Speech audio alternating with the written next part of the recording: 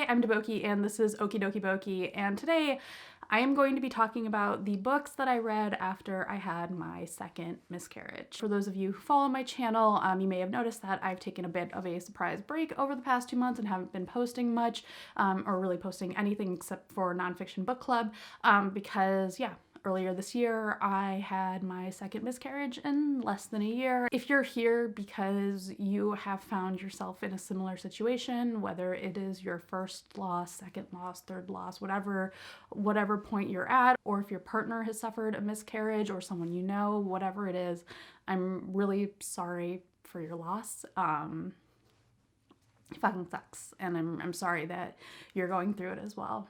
It's taken me a while to sit down and make this video, and part of that is I am still very unresolved on how much stuff I want to talk about, in part because there are aspects of my miscarriage that are also unresolved. Like a few weeks back, I was like, cool, I'm ready, you know, I'm not like over the miscarriage, but I'm at a point where I'm ready to sit down and make this video and like talk about the books that have like helped me process the past few weeks and just like get it out there so that other people who might need these books will like learn about that. And then I like found out that there were some surprise new issues related to my miscarriage. The past few weeks have been like very, very draining in a way that is like, I don't know, like there's so many parts of this experience that surprise you and how much shittier they can become.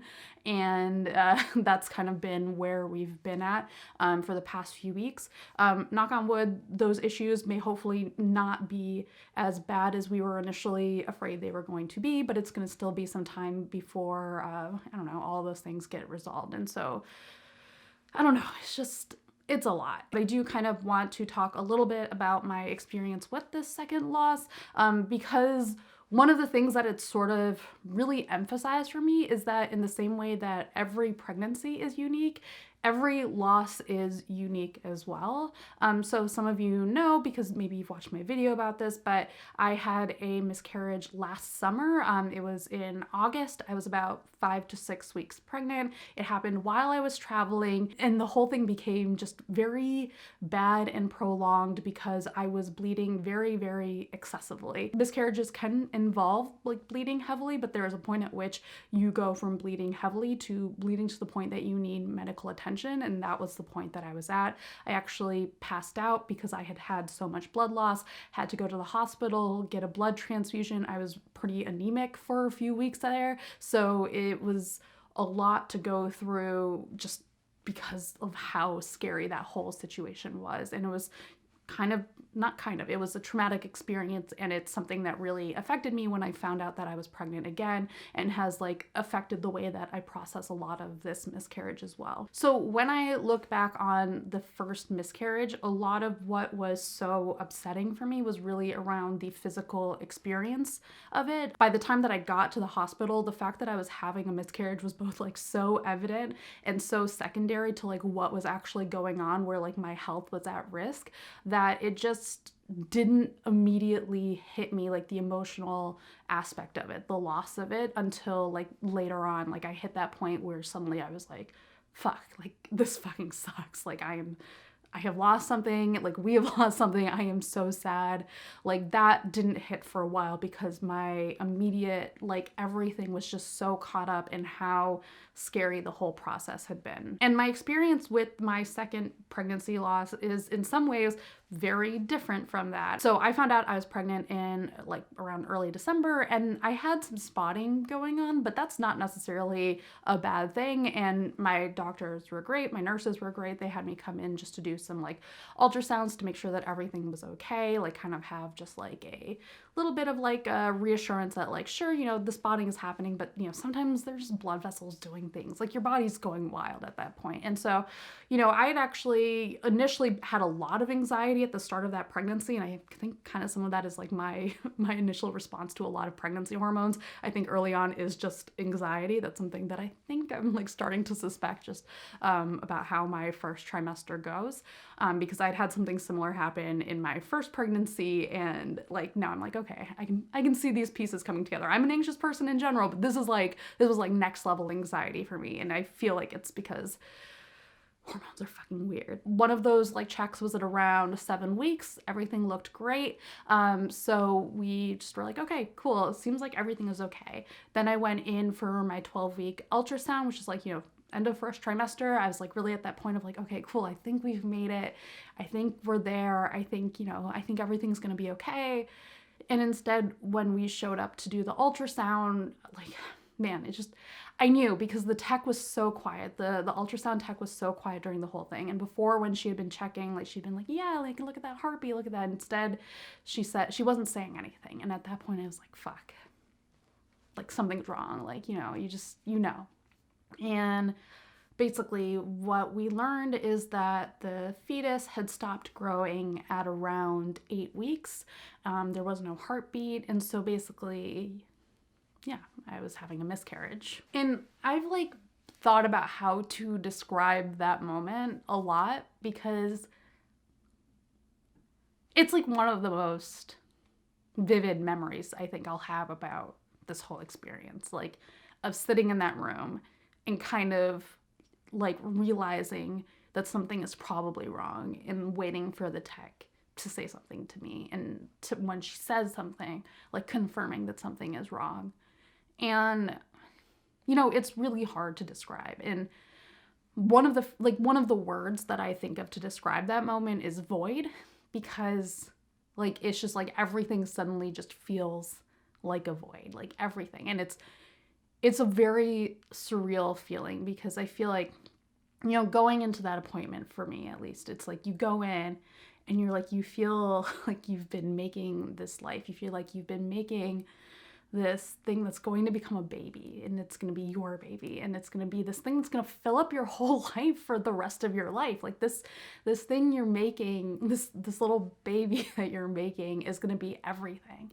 And so like the way I think of it is like you go in, you feel like this, like, I don't know, like this, like, this is so cheesy, but you feel like this like fertile little forest. Like you're growing shit. You're like this little garden or whatever, and you're making stuff. And then you're making life. Like that is pretty remarkable. Like, my background is in biology. I work in science writing. I write about like tiny little things that live in these incredible ways. And it's like so wild to imagine that like inside of you, like that is happening. Like there is this little thing that is like growing, and it's going to be yours, and it's gonna live this life. It's gonna have this life, and you're just so full of that. Like you are full. Like you partly feel full because you're just so fucking puffy. Like I was so puffy all the time, and like you just feel so many of the effects of the fact that you are making something, you're creating something, and you are just like this bountiful, fertile thing.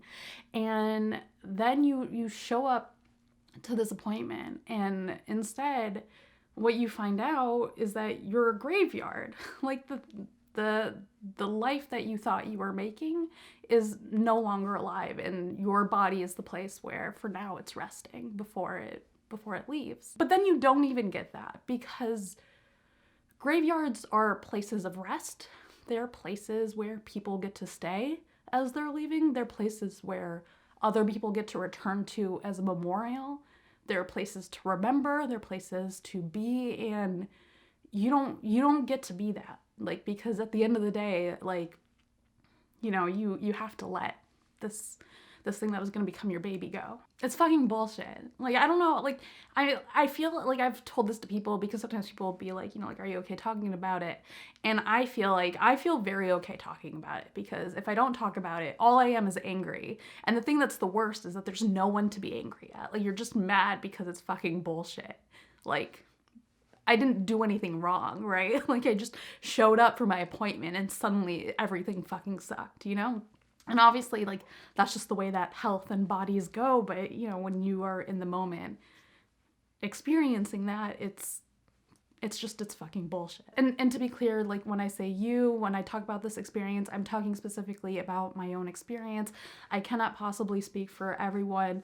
Miscarriages are really complicated for, I think, anyone to process, whether or not you wanted to be pregnant. Like, there is so much loaded into the experience of a miscarriage. And I think if you're going through multiple miscarriages, there is a lot of stacking of these experiences on top of each other as well. And all of it is just very complicated and messy to deal with. And the other thing I want to make very clear is that when I say the word baby, I am talking specifically about what this pregnancy represented to me as someone who wanted to be pregnant, as someone who, like with my partner, we were planning our lives around this pregnancy, and that we saw as one day leading to us having a baby. And like scientifically, that is not technically what we had going on, because we lost the pregnancy at around 8 weeks. I think that is the point at which typically an embryo goes from being an embryo to being a fetus, and it's still, not really a baby. And I'm not like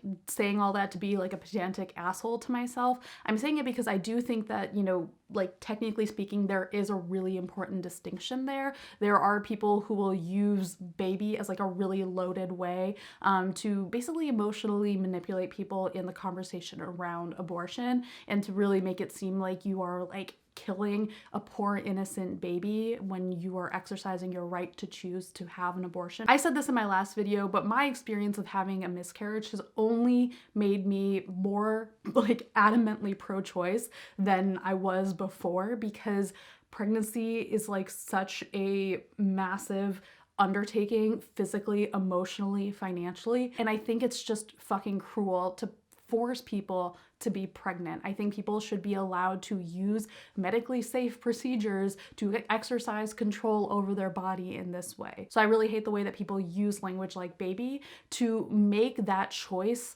seem emotionally fraught in a way that just biologically it is not. When I say baby, I am really, describing this future baby that I never actually got to take care of through pregnancy and everything that, typically is supposed to happen beyond that. It's an abstract thing that was made really concrete to me through the changes in my body, and I feel entitled to use it to describe my experience and this someone that I never got to meet. But I don't think it entitles anyone else to use it to attack someone else's right to make choices about their body and what is right for them. So I guess overall I would say like one of the big differences between my experience of this miscarriage versus my first one is the fact that it was a much more controlled experience overall. It was something that I found out at a doctor's office, and as hard as it was, that did make it, I guess, slightly less scary than my first experience of it. And then on top of that, I had a choice in how I was going to proceed with the miscarriage. And there are usually 3 options. Basically, you can wait for the miscarriage to happen naturally, just kind of let it kick in. The second one is that you can take a medication to induce a miscarriage, or the third one is that you can have a surgical procedure to remove the tissue and basically have that miscarriage that way. So that surgery, you might hear it called D&C. From what I've read, like a D&C very specifically is a procedure that like refers to kind of like scraping around the uterus, whereas the procedure that I have had done is actually more of a vacuum aspiration, and I think it's technically considered something else, but people just kind of use D&C to describe it all, and so it all kind of gets lumped together, I guess, as D&C. So because I had had such heavy bleeding with my first miscarriage, I decided, and luckily my doctors had also thought that this might be a good option, was to go with the surgical route, to go with the D&C, because I just didn't want to risk having such heavy bleeding again. I was also not super scared of the D&C because I had had it before when I had had that super emergency situation. That was basically how they stopped the bleeding, because basically I was having really heavy bleeding with my first miscarriage because there was some tissue that was just like not leaving. So they did a D&C to remove that tissue, and that stopped the bleeding immediately. So I actually kind of weirdly had a positive association with the D&C overall, even though it is a deeply, deeply, deeply uncomfortable experience. I'm also glad that we went with the D&C because one of the things that the D&C allows you to do is additional testing on the tissue that they remove. With my first miscarriage, we weren't able to really learn much more from that testing. One of the things you hear with miscarriage is like, the rates are really high. It's just one of those fluke things that can happen. It's random, whatever. And I think for me with my first miscarriage, that was much easier for me to accept. I talked about this in my first video because one of the things that helped me process my first miscarriage is the fact that I have spent like a pretty good chunk of time because I worked in a lab and I was working in bioengineering as a grad student. I had spent a lot of time trying to get cells to do what you want. And you learn very quickly when you are working in a lab that it is very hard to get cells to do what you want. They are very finicky. And so the idea of miscarriage as just this like random thing that just happens was something that was comforting to me with my first miscarriage. With my second miscarriage, it was a little bit harder because, I didn't have any answers as to why I'd had my first miscarriage and like just happened again. And it felt like, okay, sure, maybe the first one is random, but the second one feels personal. Like it feels like someone's like specifically out to get me. I know no one is, but it feels like it. Like it feels targeted, right? And so I think that's one of the things that's really hard with miscarriages overall is it's so hard to know why they happen. And when you've had 2 or more miscarriages, you have had what's called recurrent pregnancy loss. Basically, at some point, it's recommended that you go to a reproductive endocrinologist just to run the test to see if there's anything with you, anything with your partner that maybe like could be addressed with pregnancies going forward. For a lot of people, typically what you're told is that you're going to have to wait until your 3rd pregnancy loss to be able to get that referral to a reproductive endocrinologist, which is really fucking hard, right? Like that is really hard to hear because you have been through this emotional bullshit twice again, and you have to get pregnant again.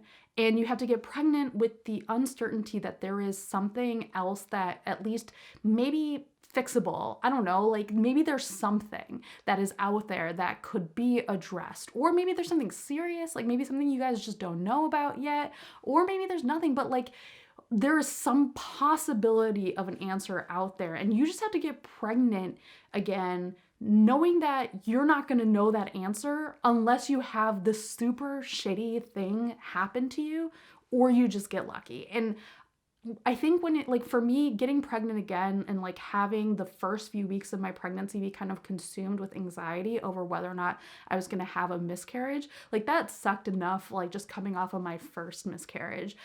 I know that my next pregnancy, I'm going to have all of that times a lot. And I respect why doctors recommend this, because sometimes it is really just that you have gotten really, really unlucky twice.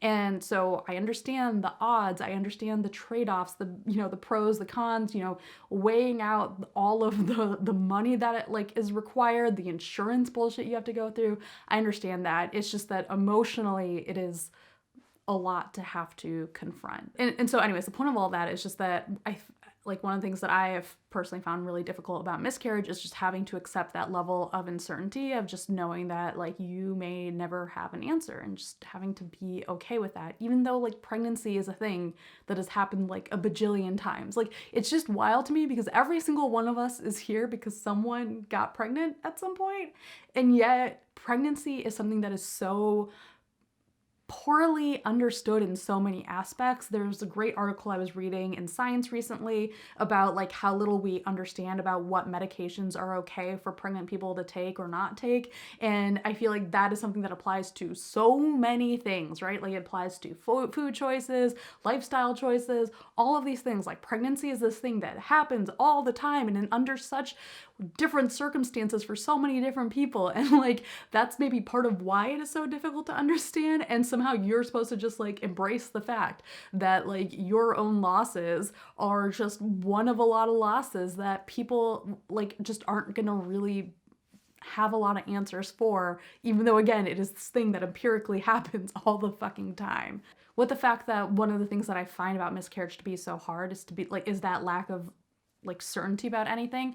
One of the things that I feel lucky about with this second miscarriage is that we do have some explanation for why it happened.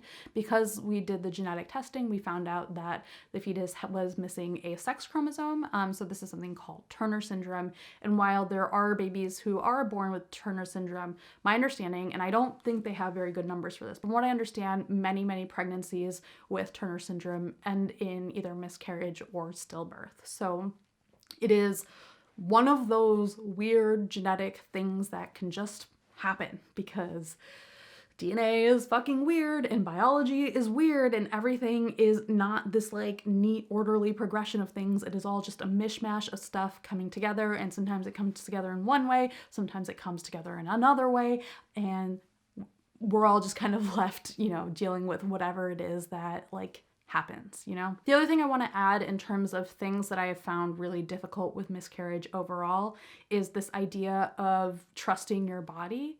Again, I don't know if everyone has had this problem, so I don't want to like say this and then have people be like, well, I haven't had this problem. Should I be having this problem? If you haven't had this problem, I do not have this problem. I really strongly wish this for you. A lot of what has been hard for me has been getting to a place of trusting my body and not being mad at it. Because like, sure, technically I know like intellectually my body did not do something wrong. That it's just like things happen. At the same time, it is so fucking hard, you know, because all of this is happening inside of your body. All of it, like from the moment you realize you're pregnant, it's like, holy shit, like everything feels contained in this area, and you feel your body changing, and then you feel it changing in other ways, and then you feel so much stuff going on, and yet at the same time you don't know what you can trust about yourself. Or at least, again, that has been what my experience of it has been. In January, Nicole and I did our nonfiction book club on Immunity by Eula Biss, and reading that book at that time, I knew that I was pregnant at that time, and it was kind of a trip because a lot of that book is really centered around Biss's experience of motherhood and pregnancy. Like a lot of what she's talking about in terms of the culture of vaccination and anti-vaccination, all of that is really rooted in her experiences, both with a really scary birth situation and like what choices it is she's making for her kid. And so something that she talks about in the book and that we talked about in our live stream is this idea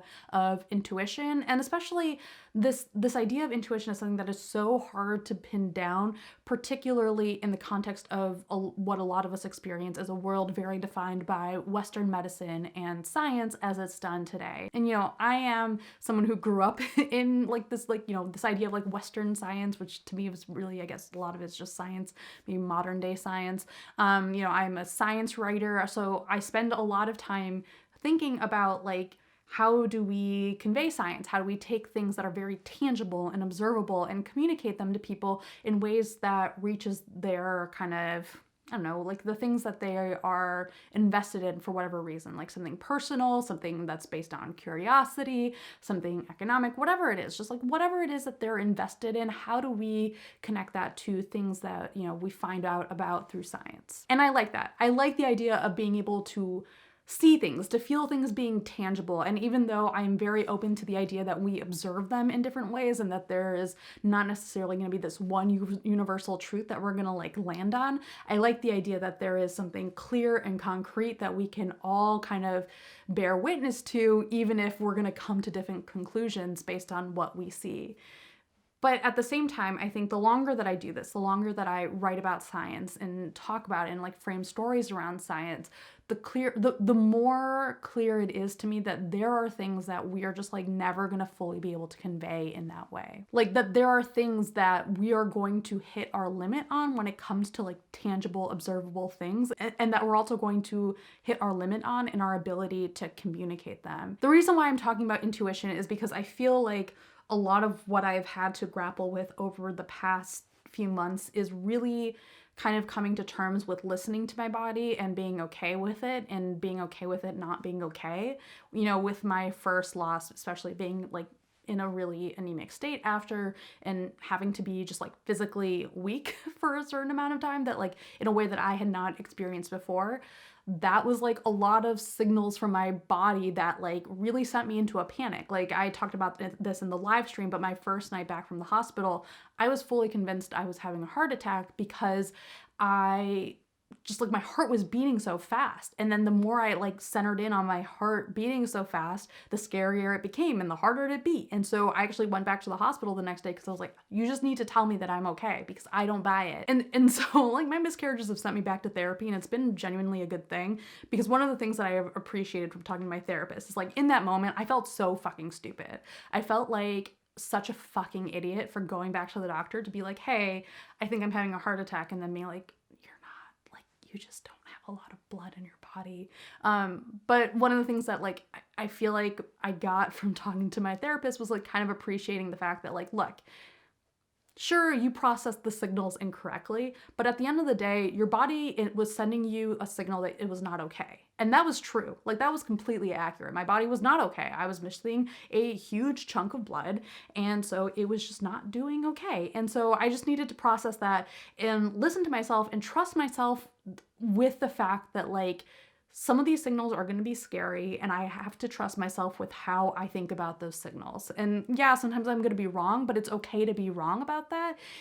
I'm just working through, like, different iterative things of just figuring out how to listen to my body. I don't know. The idea of intuition is so hard to explain because it feels like at a certain point it's just between you and your body. But I feel like it's important for me to at least just say that, because I know that for me, a lot of what has been weird about processing my miscarriages has been getting to a better place with my body at a time when I just am kind of resentful of it, because I've been wanting it to do something different and it feels so centered around me. Maybe the point of this is just to say that if you are having that problem, if you are having trouble with that as well, I am with you. I just want to validate that the way you feel is a real thing. And I don't know, I guess I just wish you the best of luck with that, because it is hard. I have been doing yoga. It sounds cheesy, but like I have found that doing yoga has sometimes been like the best way for me to sort of have a better conversation with my body overall. And I've also started doing like changing up my workouts and stuff, like doing new things, just because I feel like it's been a real point of me needing to kind of just do things differently with my body, just do something that feels different, that feels like I am using it different. So I'm just like, yeah, just like engaging with it in a different way that I'm used to. So it doesn't just feel like we are in a rut with each other. Okay, so I've rambled a lot. I do want to talk about the books that I read. After my first miscarriage, I didn't want to read or acknowledge the existence of miscarriages at all. So, if you're not in a position of being able to read, totally understandable. And that is totally okay. Like, take care of yourself first and foremost in the way that feels right for you. With my second miscarriage, I actually found myself more willing to read and kind of more needing to read stuff. One of the things that's also really difficult about reading about miscarriage is that it is so hard to find good medical sources on it, because I don't know, like, again, so much of it is not very well understood or is still in debate. There is definitely a class of miscarriage book that is very much like a how to get your body to not have miscarriages again book, and I don't doubt that they have been helpful for people. I am not in the boat where I want to seek out those books yet. I want to wait until I am in a position where I am like talking to a doctor, talking to someone who can help me process like all of these ideas that are out there about how to avoid having a miscarriage, if it's at all possible for me to do that. So I just do not want to process those books on my own, because they will make me a neurotic mess about all of the bajillion things I'm going to feel like I can change in order to avoid this happening again. So I'm going to talk about 3 books today, and I think they each cover like a very specific thing that I needed after my miscarriage. 2 I found from a list of books geared towards miscarriage that was on Book Riot. So I'm going to link that down below, because while I only read 2 books on the list, I think there's a lot of other suggestions on there that might be helpful to other people. I remember it also including books about how to talk about miscarriage or stillbirth with a child. So like if you already have a kid and you're looking for a book that will explain to them like, hey, this is what happened, those may be books that are like useful as well. So the first book that I read was The Miscarriage Map, What to Expect When You're Not Expecting by Dr. Sunita Osborn. This is a very, very fast read. It's like a really, really slim book. And Dr. Osborn is a psychologist, and she's also had experiences with, in the book, I believe she talks about having had 2 miscarriages, and I think possibly during the pandemic. And so she wrote this book kind of about managing the emotional aspect of miscarriage. And so really what this book is geared towards is understanding how to not necessarily get over it, because you're not like, I don't think that's how this works, but how to kind of like confront the very complicated emotional aspects of miscarriage, both for you and possibly for your partner, and kind of understanding what they might be going through as well, which I found useful. Obviously your mileage may vary on like to what extent that is your focus right now. Like I think your focus, if you are going through a pregnancy loss, should be kind of first and foremost on you, but I do think it helps to, at least for me, it helped for me to think about my partner, just because it kind of gave me, I don't know, someone else to take care of, so it wasn't just like I was in my own head head all the time. I really appreciated this book. I think just first and foremost as a way to validate the very complicated ways that I was processing, having gone through my second miscarriage, and just seeing things that I was feeling kind of being laid out in print like that just was really, I don't know, it just was very validating.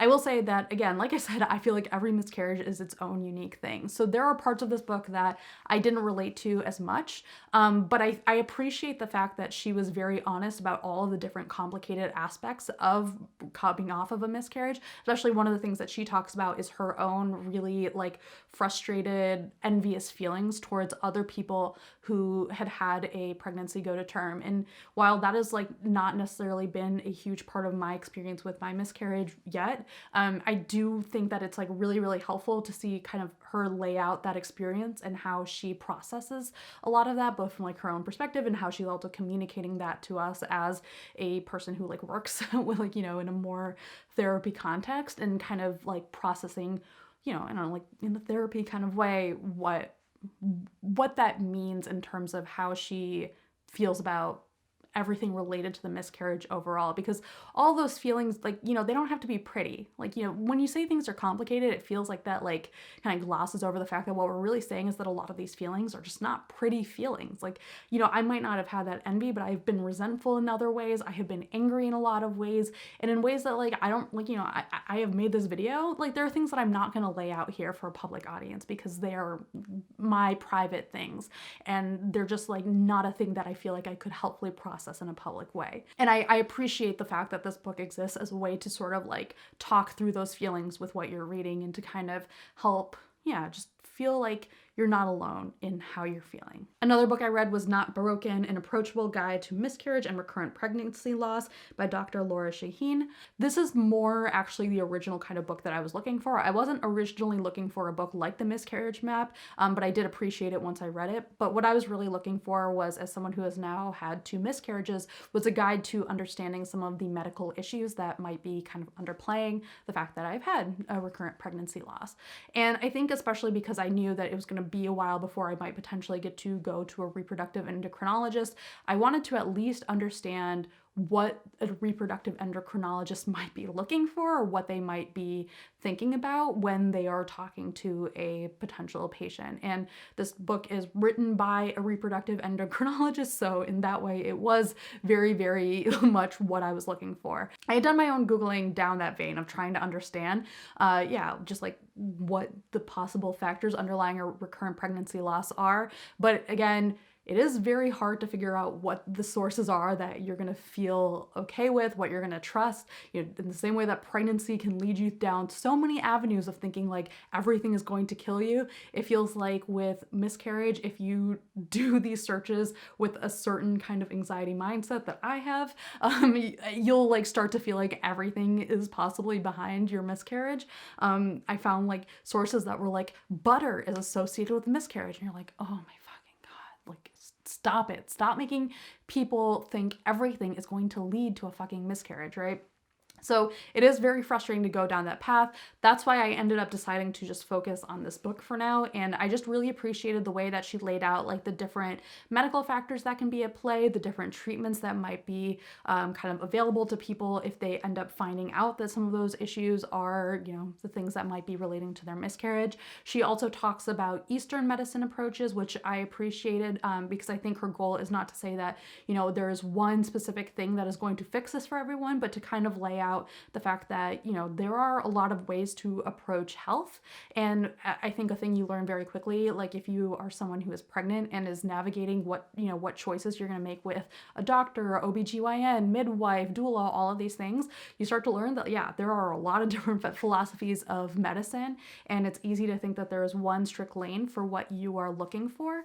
But sometimes things are a little more nuanced or complicated than that. And so I appreciated the fact that she took the the time to lay that out without being like, also like, yes, this will, you know, acupuncture is going to save you too. Like I like the way that that was included. I think it's really difficult to write a book like this without kind of either feeling like you're over promising people, or also writing in a way where people feel like something has been wrong with them, like something is wrong with them, that they are like somehow deficient in some way. Like I think that's one of the things that's hard about Miscarriage, is the ways that sometimes it can feel like a personal attack. Like I said, you know, my first one felt random, my second one felt targeted. And so one of the things that I really appreciated about this book was the way that she wrote it, so that, again, like she's not promising answers. And that was something that I saw in some of the reviews on Amazon probably, that were like a little frustrated that this book is not giving you answers to kind of self-diagnose. But I think that's important, because I think those are things that you're not going to really be able to understand, because a lot of these issues that she's talking about, especially like genetic or immunological factors, are things that you're not necessarily going to be able to pick apart on your own. I think intuition's a valuable tool. I also think that there is a lot of technologies available with our modern day science that are able to find answers that we may not be able to immediately figure out on our own. So I appreciated this just as a simple guide to understanding the lay of the land for what it, like, some things may look like if I end up talking to a reproductive endocrinologist. It gave me a sense for what kind of questions I wanted to take into consideration when I'm talking to my doctors. And that is a huge help. I think one of the big things that I've had to learn over the past year is how to ask my doctors questions, how to self-advocate, how to figure out what to trust immediately and what things to kind of push in on and what things to ask more questions on. And I think this book helped me a lot, especially in the first few weeks following my miscarriage. It helped me a lot with figuring out what kind of things I wanted to know next. Because even though I can't expect clear-cut answers, I want to be able to at least know what to be able to ask. The last book I want to talk about is actually a collection. It's called What God is Honored Here: Writings on Miscarriage and Infant Loss by and for Native Women and Women of Color. I have not read this all the way through. I actually checked this out from the library, so I had to return it. And I sort of had a sense from the beginning that I was not going to probably read it all of the way through. It is a collection. So first and foremost, it's not necessarily a book that you have to follow in like linear chronological order. It's just people writing about their experiences with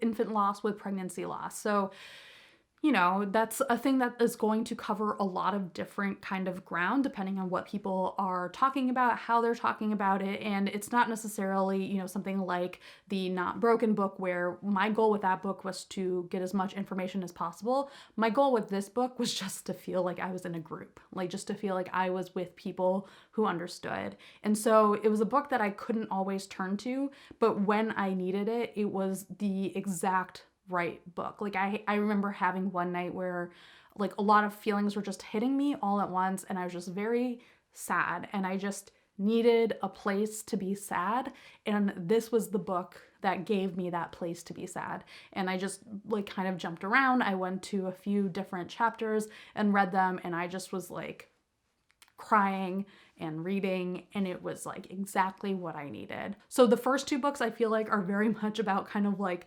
processing things and about having a framework to process these things. This book for me was just like a sit down cathartic kind of moment of just, I need to feel things right now. And the people who wrote into this book have given me, even though they didn't know it, they have given me something to feel with. They have given me something to like bounce my feelings off of, and to just be like in this kind of group therapy setting with, even though we're not in a group. I'm really grateful to everyone who wrote in. I'm grateful to the people who collected these stories, because it was very, very necessary thing for me. One other thing I wanted to recommend was actually an episode of the Guardians podcast, where they talked to a health journalist who had experienced 4 miscarriages before, with her 5th pregnancy, having a baby boy, I believe. And she talks about her experiences with multiple miscarriages, and also the confusion around all of the medicine, all of that medical aspect of it, and kind of dives into that. And I really appreciated listening to that podcast episode, so I'm going to link to it down below. It's not a book, but but you know, sometimes you don't want a book, sometimes you want a podcast, and this can potentially, I don't know, it hits some of the same notes that these books do, where it dives into some of the medical stuff. It also dives into some of the emotional stuff. She talks about her complicated feelings around like when she had found out, I think about her 5th pregnancy, like the nurse kind of being surprised that she wasn't more excited, and she had to be like, look, you know, I've been down this path like so many times, you know, I just want to be hopeful, and hopefully this time will work. So I really appreciated that episode of the podcast. So I will link to that down below as well, along with the Book Riot list of Miscarriage books that I had looked through to find some of the books that I read.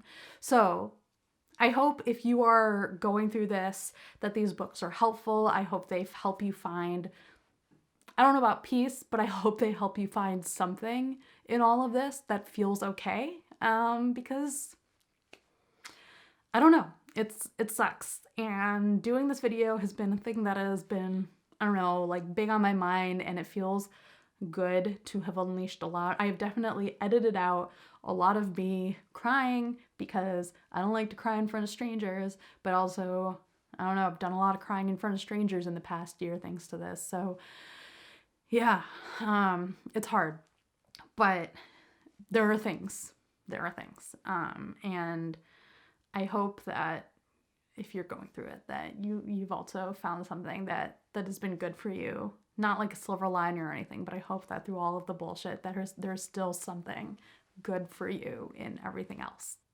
I keep wanting to say more stuff because I feel like I've been putting off making this video for so long, and now I'm finally sitting here and I'm like, what if I just said more things about how mad I am and how sad it all is and how fucked up it is, but I gotta do things. So thank you guys for watching. It actually is genuinely something I appreciate, is being able to have a space to talk about this, because like I said, if I don't talk about it, I just get angry. Like I am someone like who I think there's like a lot of things that I keep to myself, but then the moment there's something I want to talk about, I'm like, I want to talk about it to everybody. I want to tell like strangers. And I don't do that because I think it would be rude to go up to a stranger and be like, hey, do you want to hear about my miscarriage? Because I'm pissed about it.